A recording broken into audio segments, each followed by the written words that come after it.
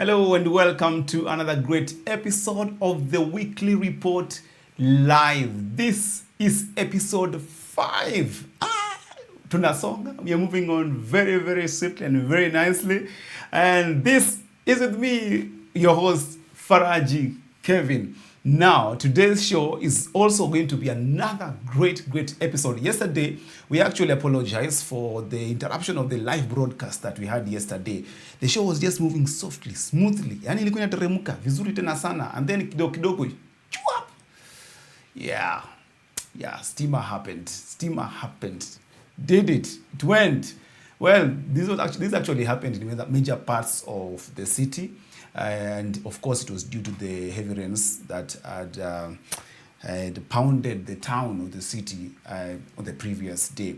And then kuna watu wengine hapa wanapenda, kuna watu wanapenda, we don't want to say where you are. Yeah? Kinatile, ati watu wa Lavington. Anyway, we will not mention names for today. Otherwise, today's show, again, we are to have our guest who is Kayeye, but then he's actually on his way. We actually had a conversation, but then looks like amekwama kwa traffic somewhere on the road.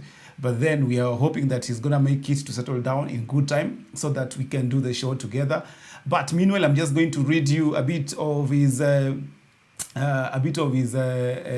what is it called?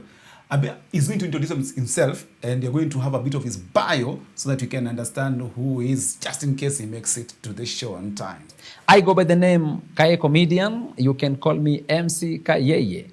Let me start by saying that life is one big stage, and I've learned to play multiple roles. Yes, I'm an MC, an influencer, a comedian, and the CEO of Utisi Media Company. But before all that, I was just a kid with a big dream, with that natural skill, that natural ability to make people laugh. Yes, believe it or not, MC Kayeye and the love for numbers, inseparable. What do I mean? I hold a bachelor's degree in statistics and pure mathematics. Some people solve equations, but I decided to solve problems of boring parties and stressful lives.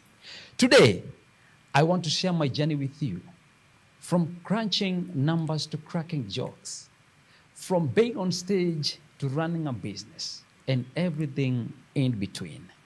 All right, that is MC Kayeye mwenyewe. MC Kayeye is a visionary entrepreneurial, analytical expert, and a gifted communicator with a deep-rooted passion for technology, media, and business innovation.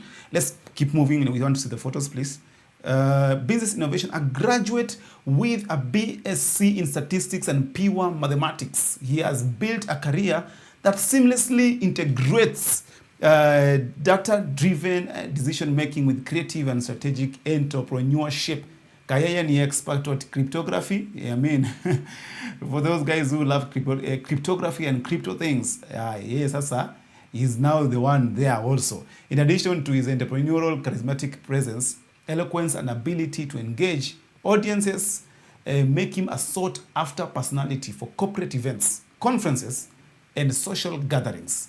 His ability to connect with people, communicate complex ideas with clarity, and inspire inspiration underscores his leadership, influence, and dynamic personality.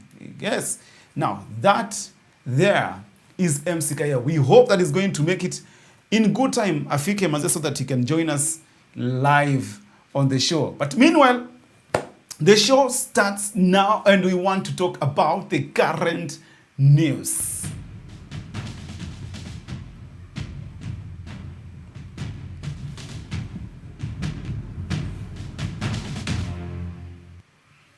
All right, on the current news this time or today, we start the show on a musical vibe kidogo, and this is what some guys here, they call the rap casters. They have a very musical message to pass to all Kenyans. Listen in. Hii serikali hii, mimi nawaambia hii serikali ni ya mahasla. Hakuna nusu mkate, hakuna handshake. Raro handshake inaleta mishe. Watu wanauliza kani mistake. Is it broad based? Is it bread based? Kenyans wanauliza on Sign MOU. All right, yes. Sign MOU. Right there, right there, right there. Hold it, hold it. ODM and UDA parties actually have signed a roadmap MOU on how to resolve the social, economic, and political challenges facing the country. This one happened, ilikuwa tu ni juzi tu hapa hivi. That was actually last week, yes? On Friday, I think so, yes. Manze, and it took us the whole nation by surprise. That at least for some of us. But then kuna watu wengine ambao walikuwa tayari walikuwa wameona mbele. But now, this is what the president said during the MOU signing event that happened in Nairobi at the Kenya International Conference Center. That is what we call KICC. Moment is not about William Ruto or Raila Odinga. This agreement, this memorandum of understanding is not about sharing positions or winning elections. It is about the people and the interests of Kenya. Yep, yeah, he said it.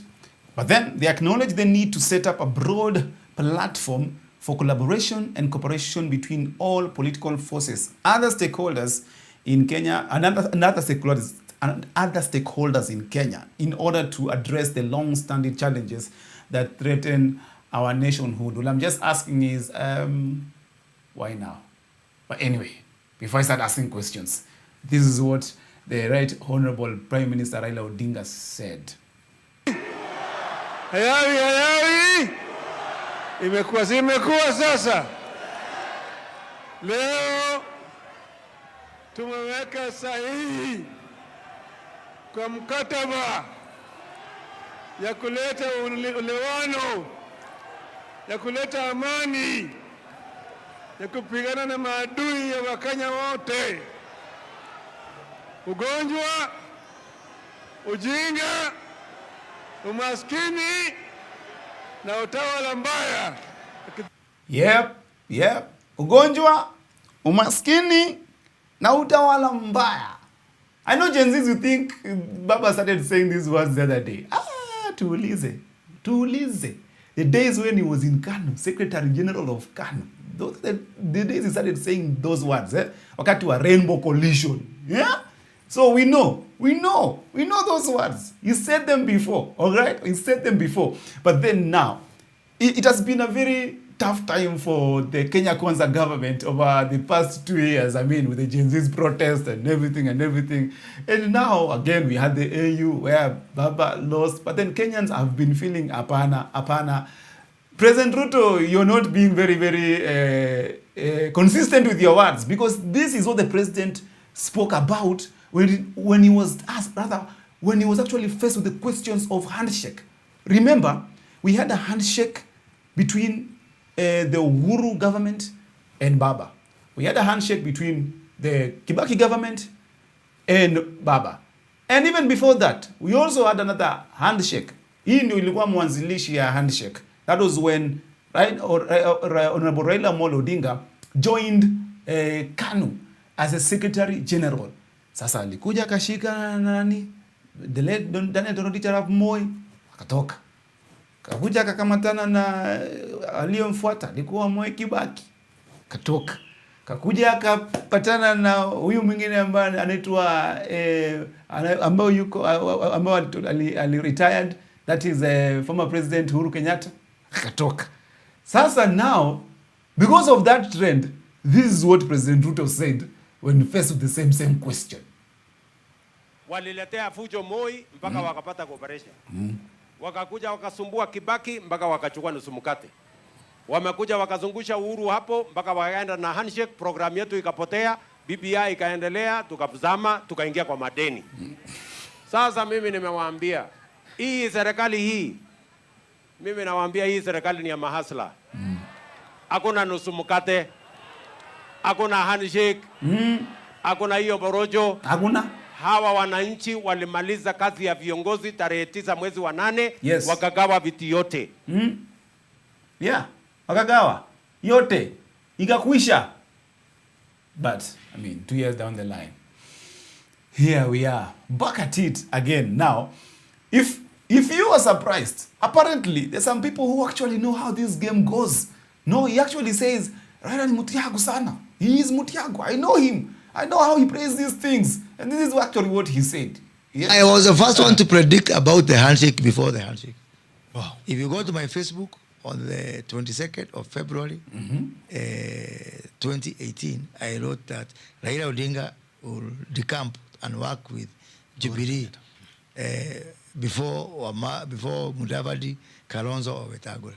And I said, mark this post. Yeah, it didn't take 2 weeks. So unajua mtu yako? Raila mtu yangu bana. Mimi najua yeye kabisa. Kalonzo another prediction. I use my prediction, so you cannot take me to court. Umekuwa nabii, okay. Huwezi kunipeleka nabii wa kotini. siasa. It's not Haya, criminal another offense. prediction. Raila Odinga and William Ruto will work together. Aya. Kuna watu wataachwa kwa mata. Why would he get into a coalition with William Ruto Last before bullet. elections? Last bullet. Last bullet or last ya ukweli? Last ya ukweli sasa. Hii ndio last ya mwisho ukweli. Hii last ya ukweli.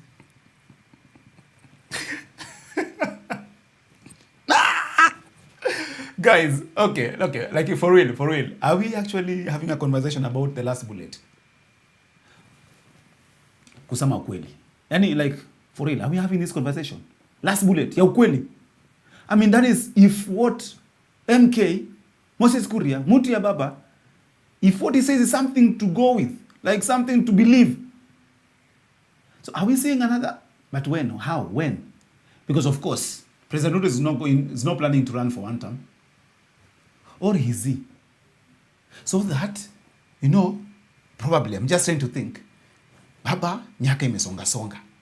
So now, maybe pushes Baba, then Baba goes in, runs, becomes president for 5 years, and then he goes on, because, you know, he's still pretty very young. Ni bado ni kijana mdogo. You remember the conversation that the Kotu SG used to say, back when, with Uhuru. He was saying, President Uhuru ni kijana mdogo, anaenda wapi. So anyway. Yay. All right. Well, let's as you're still getting to digest what was actually going on and what has happened with this MOU. One man is finding himself at the crossroads, literally at the crossroads. And I mean, he doesn't know. 20 hivi. That is one Secretary General of the ODM party, Edwin Sifuna, who has been vehemently hitting and beating and gongaing President Ruto and Kenya Kwanza government for all the time, even when the broad-based government started. Kina Babu Owino na kadhalika walikuwa wamesema kwamba they are not going to support President Ruto, they're not going to support Kenya Kwanza government, and now here he had to do what he had to do, and this is what he had to say. Your Excellency, in the capacity as SG, I have certain constitutional duties, and that is why I'm standing here to execute those duties in accordance with the constitution of ODM. Yeah. We have taken the liberty to read out this memorandum of understanding so that we are all clear on what it is and what it is not. We are all clear on what it is and what it is not. All right. Now, as you're still getting to understand what it is and what it is not, well, they actually came out and made it very clear that it is just a memorandum of understanding to bring Kenyans together. Because there's so much animosity, the economic challenges that we're facing as a country. I mean, there's a lot. So this is not a political coalition. It is not a political coalition. Now, you may ask yourself, why was Sifuna becoming very nakata imambia broad-based nakata?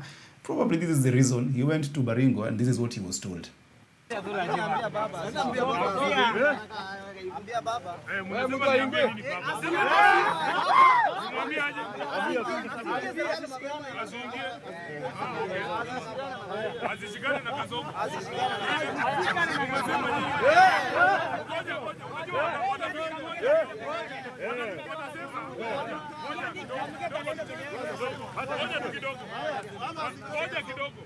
Wanasema hapa ni Siaya. Hapa ni wapi? Na Baringo mnasema baba afanye nini? Azishikane na nani? Basi ujumbe vile. Now, that was the SG of ODM, Edwin Sifuna, being told very well. So apparently, so he also had his own, inaitwa nini, anienda collect maoni. So Baba was collecting maoni. He was also getting maoni on this other side. So we don't know hii maoni ya Baba alikuwa natoa wapi. But then, looks like the ground was saying something very different. But again, one person was not very surprised by all this thing. Huyu ni commander himself, the general. This is what he had to say. Nusu mkate imerudi. Nusu mkate imerudi. Nilikwambia wanasiasa usijiigize hapo. Mtaua na wenyewe na wao wanaitana brothers. Yeah, before let me ask my brother.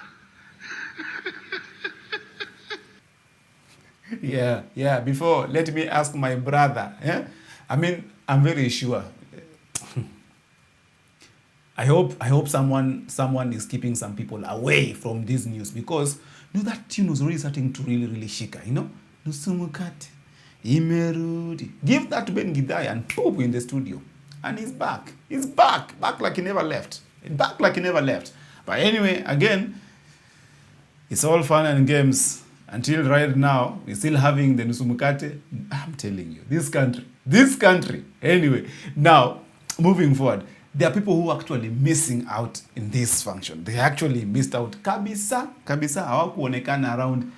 Of course, the opposition, Munyoro on the other side, we have Eugene Omalwa. These guys, of course, they're never even going to be seen. But even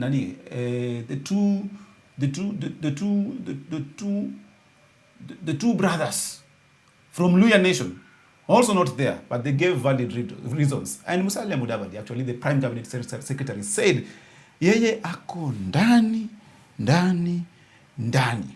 All right, Wakamba wali miss. And I think if there's one thing that they actually missed in that function was actually this. Yeah.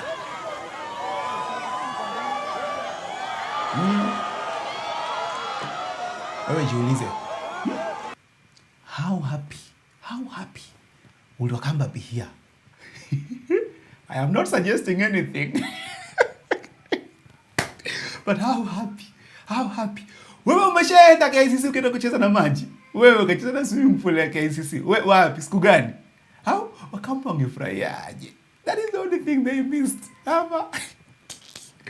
Moving forward. Now, this MOU has actually had a different effect to different people. Let us start with the person who actually needed it, who is the current president, His Excellency William Ruto. This was him at Isili yesterday. Alitembea pale Isili Kamukunji. He launched some projects over there. Could you just play the video? He launched some projects over there. Yeah, that was him and Governor Sakaja over there. I mean, no, it was packed. The streets were packed. He launched some projects over there and went on, and you see. So we can actually come and say that this one was a benefit to him. And so while at it, okay, let's move on. While at it, there's one person who is seemingly having a hard time still catching up with President Ruto's speed. Unajua uni mwangali. I'm very sure you've seen him running around. In fact, there's a video I needed to put actually up there. Anakimbia vizuri sana. And our new deputy president, he's trying. Honorable Kithure Kindiki, His Excellency, he is really trying to catch up with the speed, President Ruto. But sometimes, analemewa. Yeah. Januari 2027 kuja kufungua wakati itakuwa inakamilika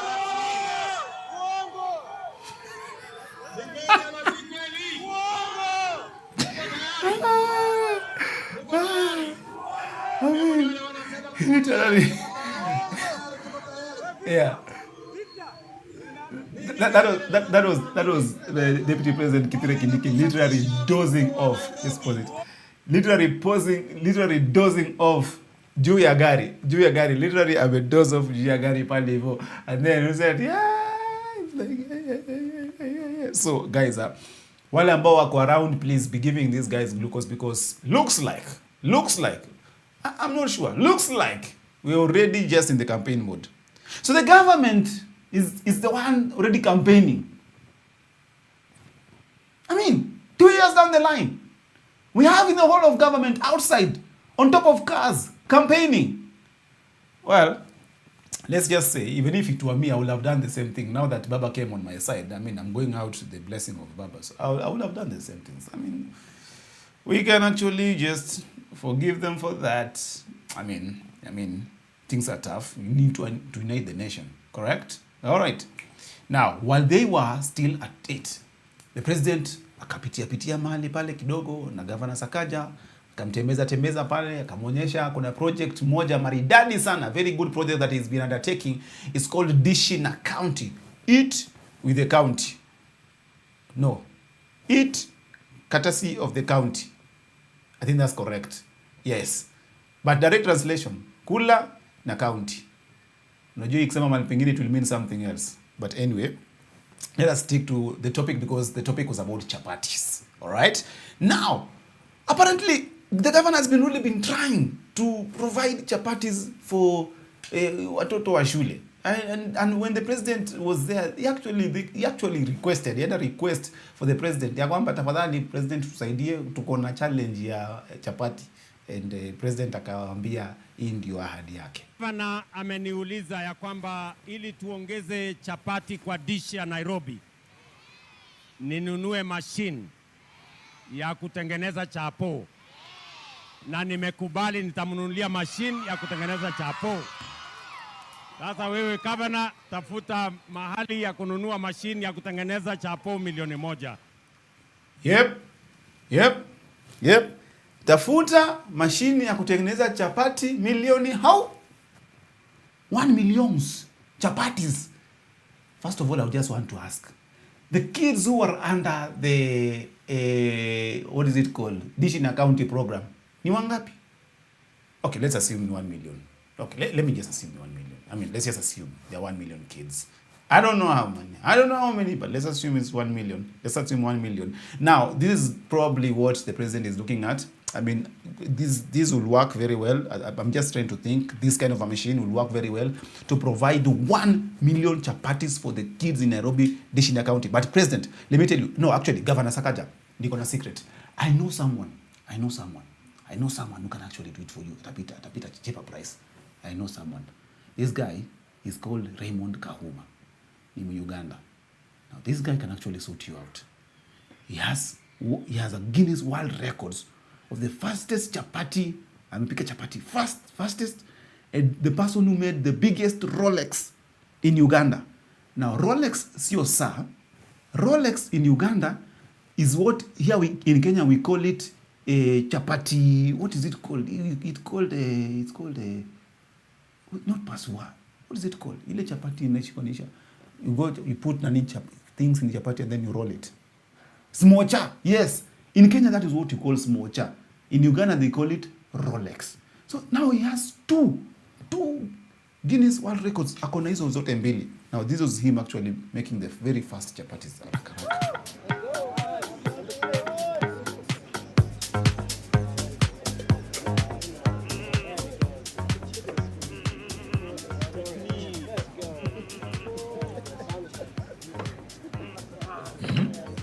You see that? You see that? Let's go. He actually had supporters, eh? Yes. So imagine Guinness World Book of Record. Akonayo, amesha break. So, I mean, someone hollered Raymond Kahuma. Please, there's work in Nairobi. There's work for government. Come make for us chapatis. We need 1 million per day. 1 million per day. Please, we call on you Ugandans. Please, we need Raymond Kahuma. Please, tuko na kazi hapa Kenya.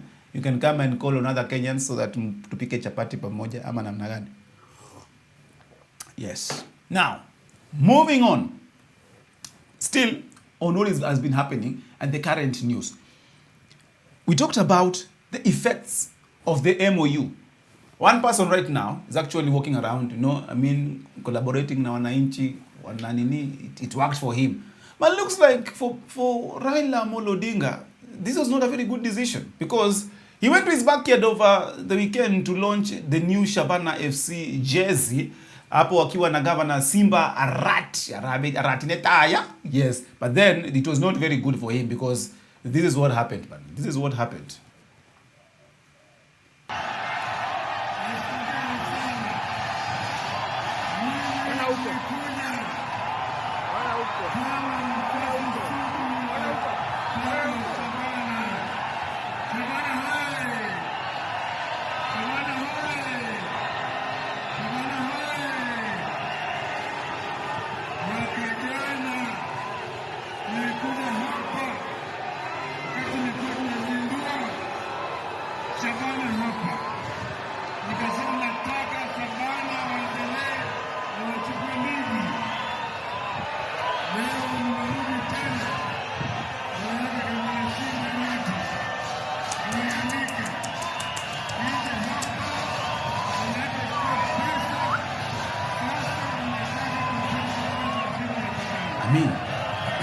Just pause it. That was so loud. That was so loud that you couldn't even hear what Raila Amolo Odinga was actually saying. It was so loud. It was so loud. I mean, these guys even walked away. They staged their walkout in his own backyard. Kisii has always voted to the last man for ODM and for Raila Amolo Odinga in the past elections. But this is what he experienced the minute alikuwa na MOU na the one and only the president of this nation right now, William Samoei Ruto. Now, I think Baba realized that was probably not a very good idea. And today he was actually in Kiambu and he realized this is what he said. Sasa vitu wengi wanapiga kelele hapa na pale, oh, Raila ameenda kwa Ruto, ametuacha.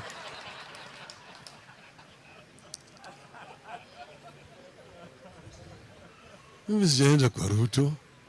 Ruto amekuja kwangu. Mimi nimesema mimi nibaki, msimamo yangu haijabadilika. Kitu muhimu zaidi mpaka zalime mpaka sasa mimi ninakuwa napigania haki ya Wakenya yote. Uliona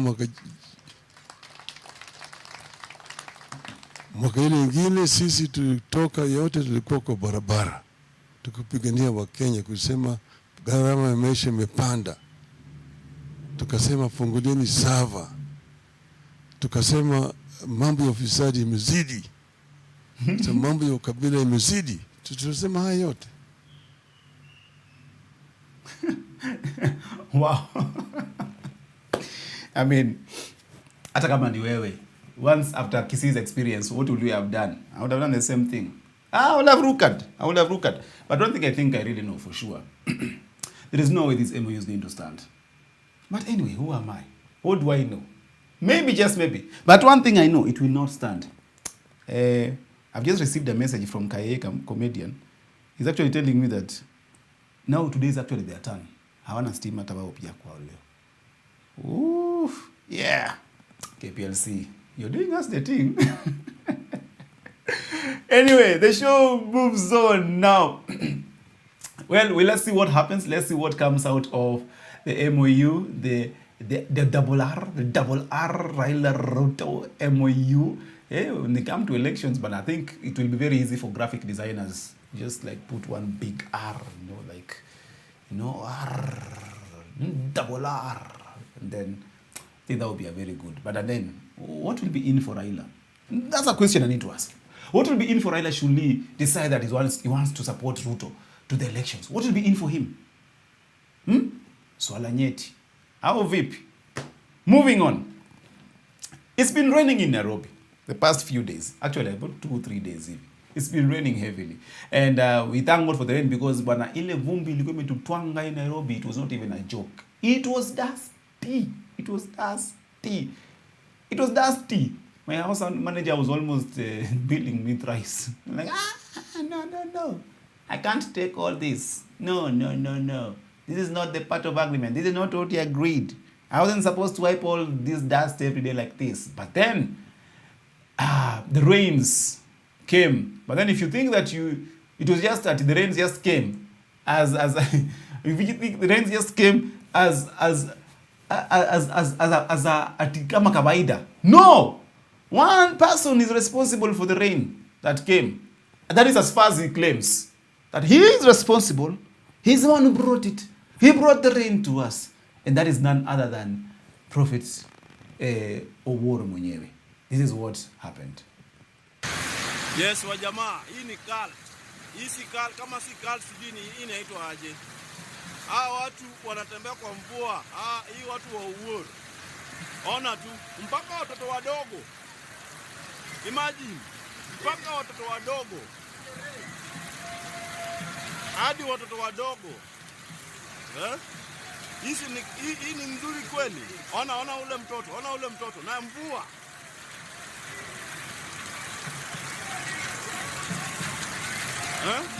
Wanatembea kwa mvua mpaka watoto wadogo. Ati wanaclaim ati hao ndio wameomba mvua imekuja. Na mvua inanyesha hapa mbaya sana. Well, no, yeah, as you heard it, they actually claim that they're the ones who prayed and the rains came. So, guys, you need to understand, no. Someone prayed for it. Someone struggled to get the rain here. Prayed and fasted so that rains can come. That is why you see he has security. You realize that? They had the car moving ahead. Yeah. You must protect the rainmaker, you know. You must protect the rainmaker. And or else you're not going to have your grains. Your grains, my dear, kwa shamba. You must protect the rainmaker, So, yeah.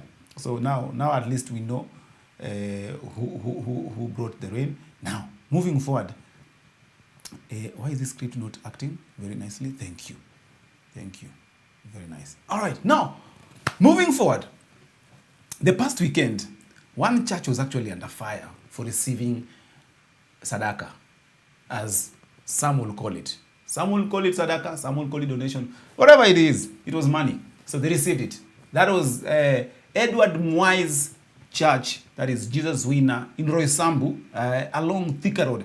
And the Gen Zs were not very happy. There was a whole protest demonstration because they wanted to visit. Walikuwa wamutembele, wamusalimie, wamwambie vitu mbili mawili matatu. But this is the scenario. This is how it was along Thika Road.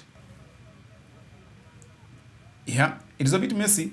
It was a bit messy along Thika Road. Because of Kenya shillings 20 million that was given to the church by the Kenya Kwanza regime, rather by the president of Kenya, William Ruto.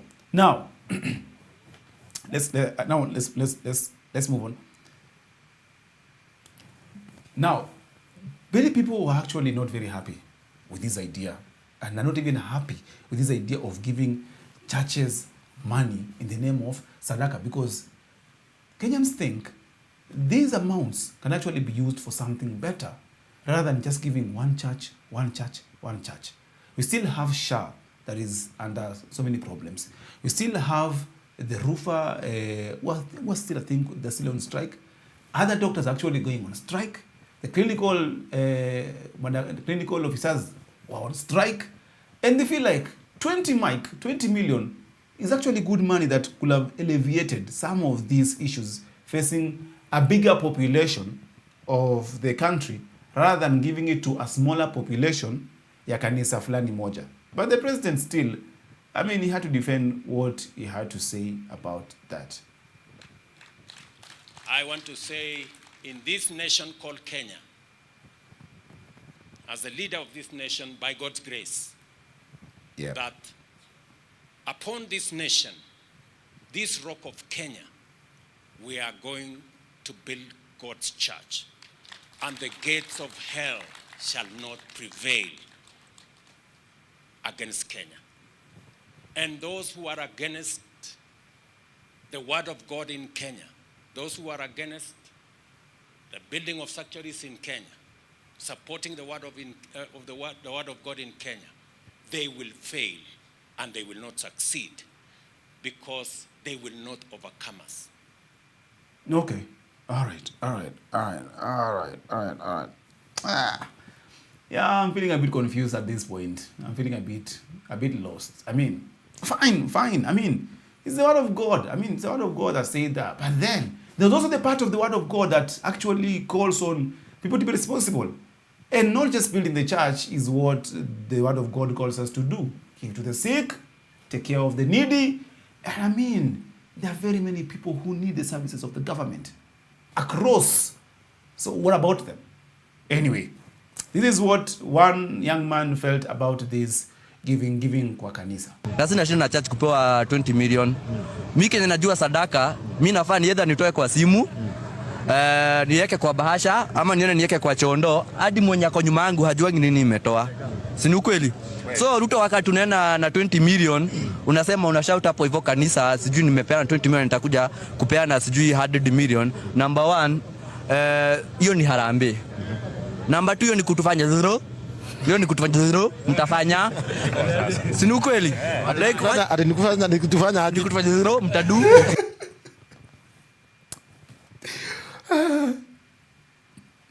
I think the guy was making so much sense until he started saying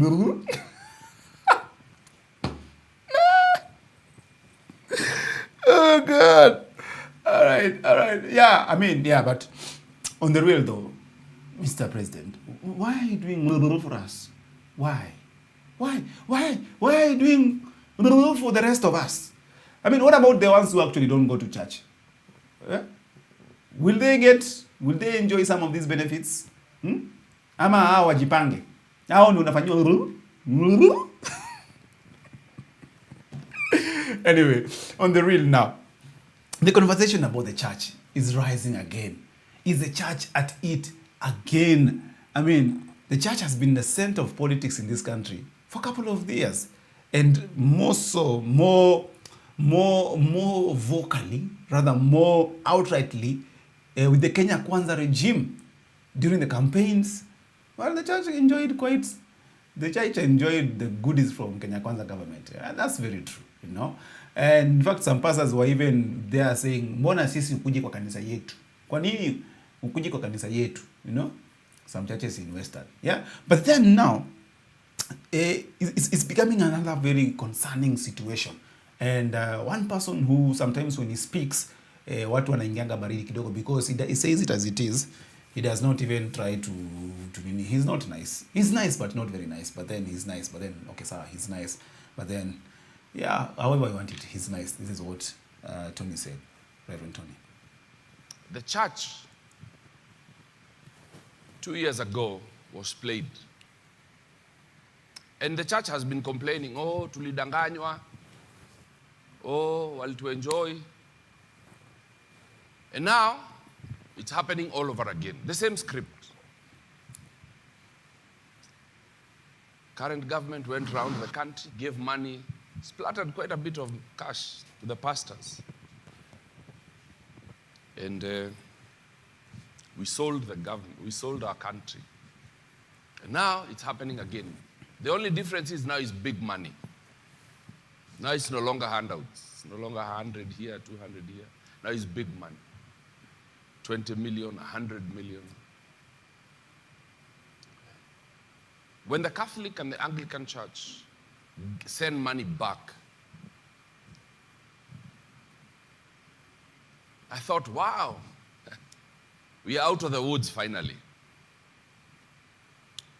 But that was a mainstream church.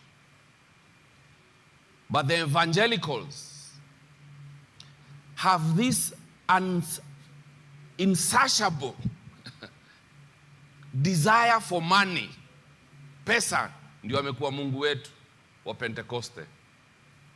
God, money has become our God. I thought, yeah, a Pentecoste. Now, Reverend Tony Kiama is not even missing his words. Saying it as it is, money has become our God.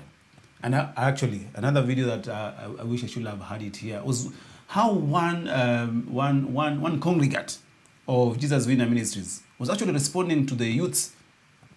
Alikuwa mkali sana. Saying, no, don't joke. I was like, yeah, I know why you're speaking like that. 20 million is not small money. Anyway. Woo! All right. Now, moving on. If you think that this issue was actually with the church alone, you're wrong. You're wrong. Kenya Kwanza government is not just generous to the church alone. It is generous even to the mosques and the Muslim brothers and sisters on the other side. And that's just the other day. They had a function where one of the chief guests was the now CS for literally imambo ya maji huko hivyo. The CS for water and nini. Yeah? No. The CS for, what is it called?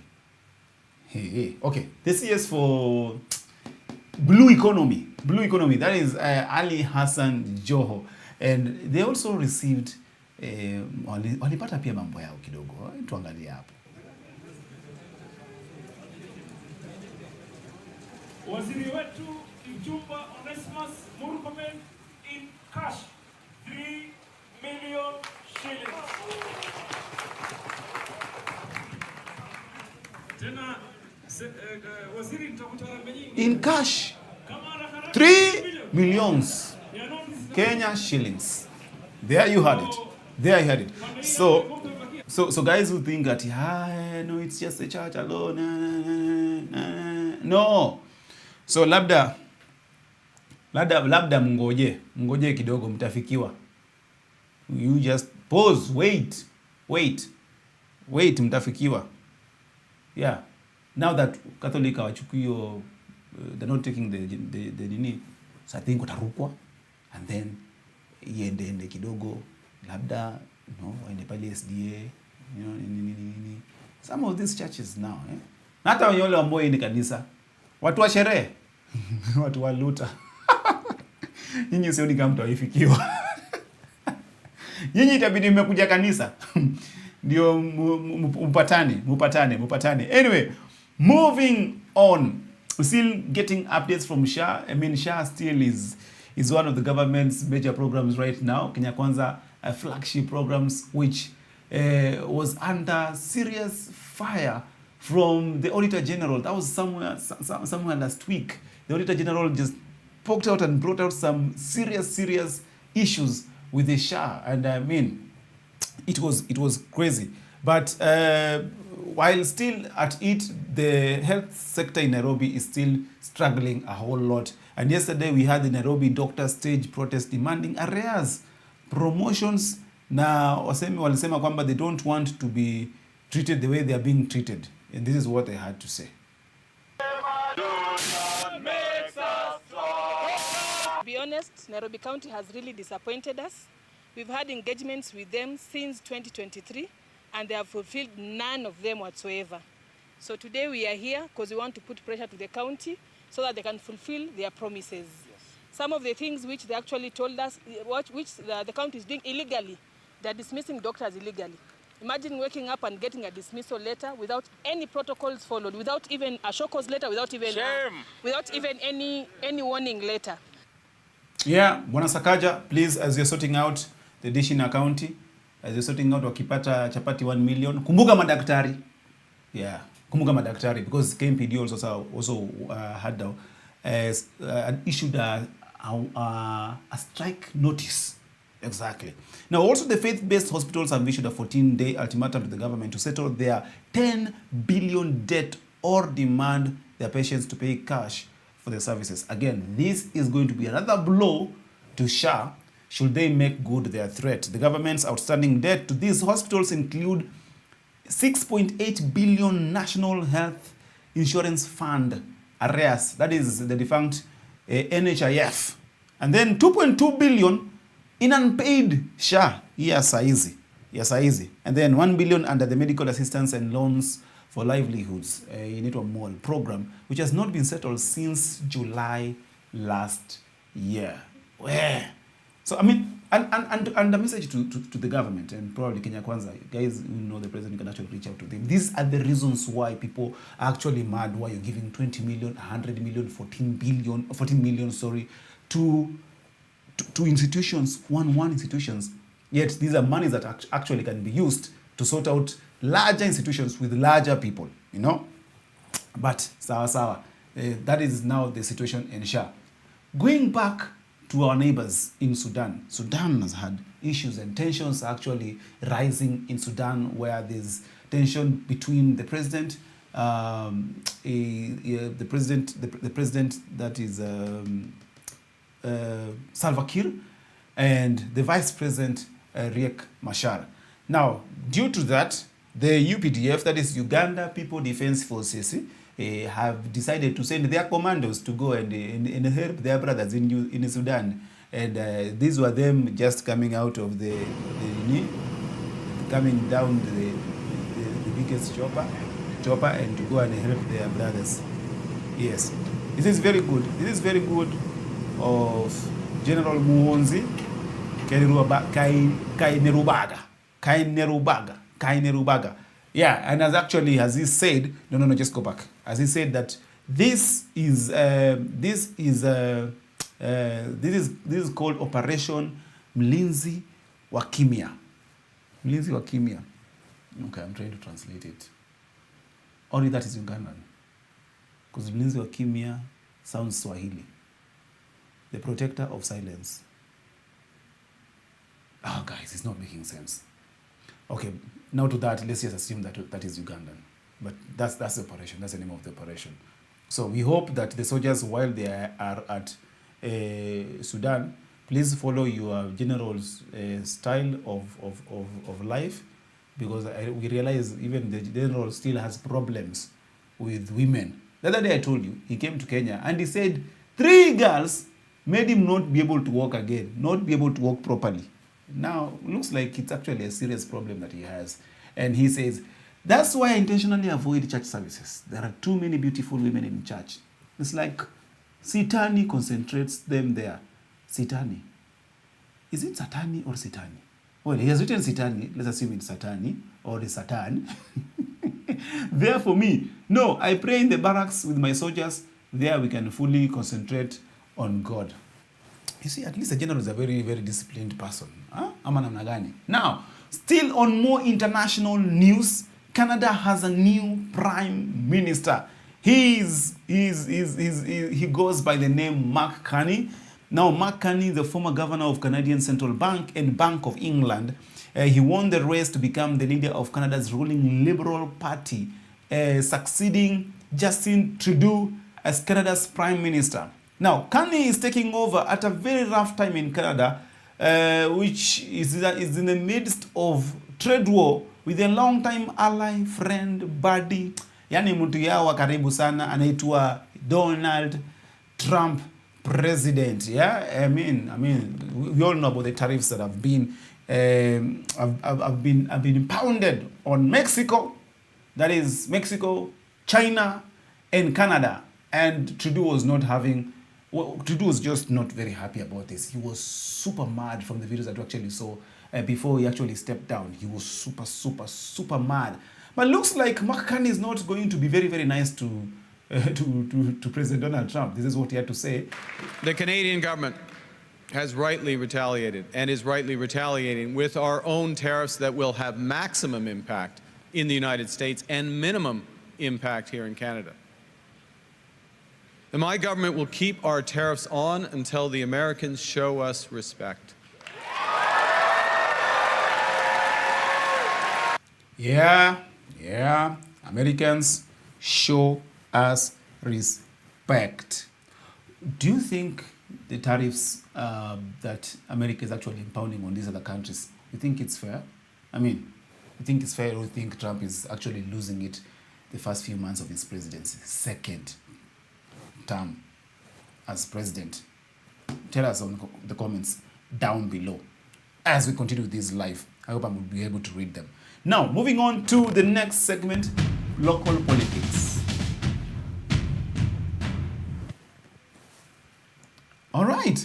Now, you all know this face, a very, very familiar face. This is the former Deputy President of the Republic of Kenya, Honorable His Excellency Rigathi Gachagua. Wengine namuita wa Munyoro, wengine namuita mtoto ya Maumau, but then all the same, he's the one. last weekend, he actually just blew up and said something very, very controversial. He actually said, Bomas of Kenya. Now, for those people who do not know Bomas of Kenya is a heritage site in our country. Iko somewhere ukienda Rongai, somewhere there. Ukienda po right hapo hivyo, gallery hapo, unakula right hapo hivyo, unaingia hapo. That is where Bomas of Kenya is. Bomas of Kenya is actually a heritage site that portrays and shows the homesteads in the country. I mean, how the tulikuwa kitambo, the culture of Kenyans and the homesteads, how they have been over the years.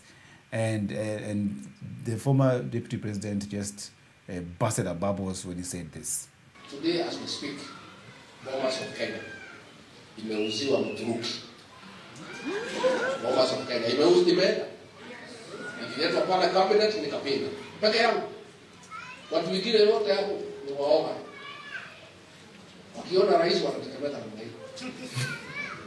Mimi peke yake ndio nisimama cabinet nikasema Bomas of Kenya is a national heritage and we cannot sell it. Yes, that was what he actually claimed. But even before his claims actually were substantiated to see if it holds water or not, well, the PS for culture, that is anaitwa culture PS Umi Bashir, dismissed the claims and actually gave out a very strong statement that that is not true. The state-owned facility is actually under refurbishment. And today, during the cabinet meeting, President Ruto announced construction of the Bomas International Convention Complex to begin in 2 weeks. So Kenya Kwanza government thinks, and the vision for Bomas is that it will actually hold more conferences in the near future. So isikuwe tu iko hapo hiyo, ikuwe sasa kama KICC. This is what I'm trying to think here. So it's going to be called Bomas International Convention Complex, so that it can hold global conferences in the country, which I think is a good thing. Yeah, that's a good thing. Hey, moving on to the next story. This face here is a very familiar face. Kijana mtanashati, kijana mwenye nguvu, kijana Mluya ambayo yeye ndio MP wa Mumias, I think so. Yes, Mumias is called PK Peter Salasia. Peter Salasia. I don't know what the K stands for. But Peter Salasia. No, this over the weekend also, he had an altercation with the former sports secretary in the government of the former president Uhuru Kenyatta, anaitwa Rashid Echesa. These guys walikuwa na confrontation on a very serious note along the road. Kwa barabara huko sijui wapi kwa Mumias. This is what happened. Now, if you notice, the car that is just coming, that is the car belonging to Mumias MP Salasia. Look at how he actually jumps out of the window. He actually jumped out of the window from his own car. This guy couldn't even wait to be opened the door. And now he went straight to Nini and was like, toka hapa, kuja wewe. Nitakutwanga. I'll beat you. You Shuka, calm down of your car. I'm just thinking, see, he would have just gone with his car right next to him, and no, fighting advantage. This guy is on a car in a rooftop. You just came out of your car through the window. Your car, you'll have just wanted to ufunguliwe milango. But again, you notice the bus that was just actually coming. That will have been fatal for you, my guy. So someone around Peter Salasia, tell him, you need to chill. But then there's a point where Nani said, wewe wacha bangi wewe, and you think hapana, he was just insulting him. No, he was not insulting him. Yeah, this is what he does. So guys, umeona vijana vingine tunakuja hapa tunasema ati Peter Salasia atisubiri Raila analeta ODM, ati mtu huko Mumias atafanye ataniangushe kura nini. Nataka niambie kijana tunatoka hapo Kisumu atasema ati mapanga sijui nini. Vijana ni wajinga sana. Vijana wajinga sana. Vijana wajinga sana. Hawajui Peter Salasia ni nani. Mimi ni mlima. Yes. Hamjui sasa ni nani? Huyu ni mlima. But on the real though, who is spoiling? Who is spoiling our youngest MP? One of our youngest MPs in Kenya. Who is spoiling you? Who is spoiling him? Ama tumtafutie mtu. You know? Huh? Yeah, no. I'm just thinking out of the box. Huh? Ama tumtafutie mtu. Unajua angekuwa na mrembo hapa, mama mzuri, wa kutunza yeye mzuri. You think he will be doing those things? Hapana. So wale wanze ambao wako around hapo Mumias, please try to make sure that kijana wetu amepata mtu at least so that he can chill out a bit. Now, the politics in Kenya is becoming more and more exciting. Now, we are having a scenario where many people actually, and Gen Zs, to be specific, actually affronting the former Chief Justice, that is Honorable Maraga, to run for presidency. And this was just a question. Do you think it's a worthy ticket? Do you think it's a ticket that is able to marshal up and actually get votes and actually win the presidency in this country? You think it's possible? Please comment on Apo Chini before now as we go to the history segment.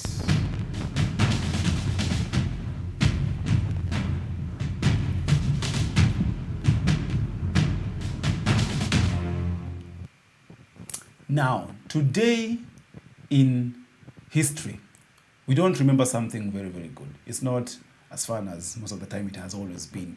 We remember on March 11th, 2011, we actually had a magnitude 9 earthquake, and that resulting to tsunami struck. Sorry, on March 11th, 2011, a magnitude 9 earthquake resulting to a tsunami struck Japan's northeastern coast, killing nearly 20,000 people and severely damaging the Fukushima Daiichi nuclear power station. A magnitude 9.0 earthquake struck at 2:46 p.m. The early it was actually estimated to be magnitude 8.9, but later revised upward. The epicenter was located some 130 kilometers east of the city of Sendai, Miyagi Prefecture, and the focus occurred at the depth of 18.6 miles, that is about 30 kilometers below the floor of the Western Pacific zone associated with the Japan Trench, which separates the Eurasian plate from the subducting Pacific plate. Now, today, most of the Japanese actually they actually remember this day and look at what they have done so far to curb such occurrences. Guys, that has been the weekly report episode 5. I mean, not as you expected, because we were to have our guest here, Kayeye comedian, which we actually talked to later on, and he told us the challenges that we had yesterday with power. Sasa wao iliwafikia leo. Sasa how today are the ones who don't have power. So he wasn't able to join in. But we are sure that you're going to have him probably in the next show or in the few coming shows that you're going to have. Please talk to us on our social media handles. Please talk to me also on my personal social media handles, or Faraji Media, KE. Comment, share, like, and tell us what you think about the show. Otherwise, let us meet next Monday, same place, same time, same me, same show. This has been the Weekly Report Live with me, Faraji Kevin.